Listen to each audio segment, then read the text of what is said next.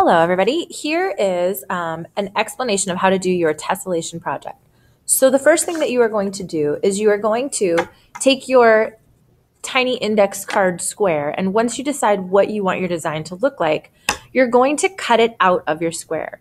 The important thing to remember is you're going to go in, make one cut, and then come out the same side. You're still going to be using all of the pieces of the index card. You're just going to be putting them on different parts of the index card. So if I started to cut, notice I went in this side. So I'm going to cut my design.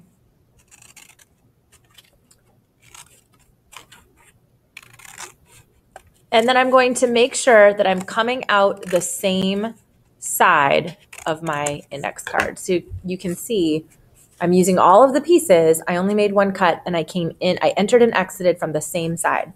So then I'm going to slide this over so that it just kind of scoots where it is to the other side of my index card, and I'm going to tape it down.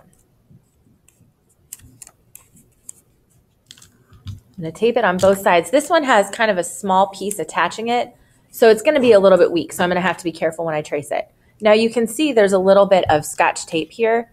I'm going to trim that tape off because I need to be able to trace all the way to the edge, but I have to be sure that I'm not cutting off any of the card. So that tape piece is gone. So now I'm going to take this and I'm going to trace this design all over my paper. Okay, I'm going to go put it down in the middle. Hopefully you guys can see this. Put it down in the middle and I'm going to trace around it.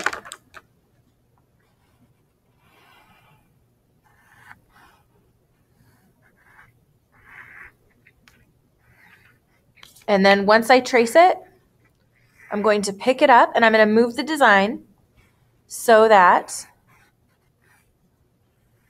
it's moving on to the next spot that it would be in my tessellation. And you guys know with tessellations, they can't have any gaps or overlaps. So you want to make sure that you're lining it up where your design's just kind of sticking together like we know tessellations should. So I'm going to keep doing this over and over and over again until my whole entire page is filled with this design. Once I'm done with that, then I'm going to figure out how I want to decorate it.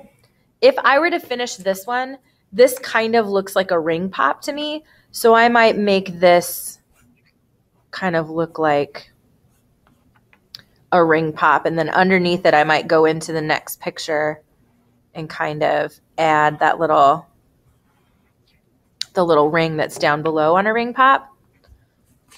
So you guys can kind of see what I did there. But I'd be repeating that design over and over and over again for every single shape. So here's one that I did that I finished. So this came from this piece. And I put it down on the paper and I drew it over and over again. And it looks kind of like a crayon. So I colored in one of them to make it look like a crayon. And then I would go back through and I would do the same thing on every single one. I might want to mix it up and do different colors on it. Something fun. If you Google tessellations, you can get a lot of different ideas of things to do.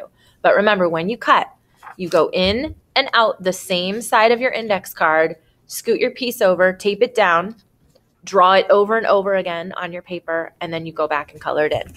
I hope that helps. Good luck.